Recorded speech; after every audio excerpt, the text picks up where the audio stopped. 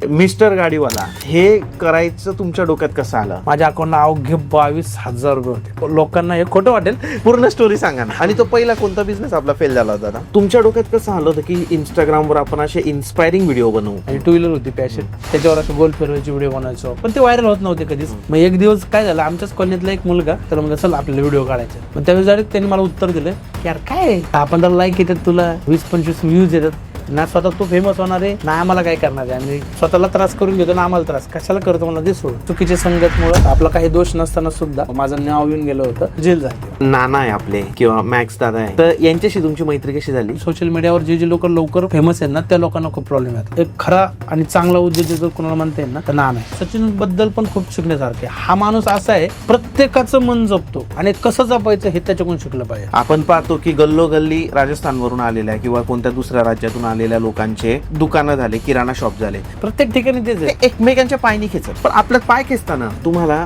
Social मीडियावरून कधी धमकी आली का? माझ्यामुळे जर कुणाला त्रास होत असेल तर मग मी त्या ठिकाणी जात नाही, आणि कुणामुळे आपल्याला त्रास होत असेल.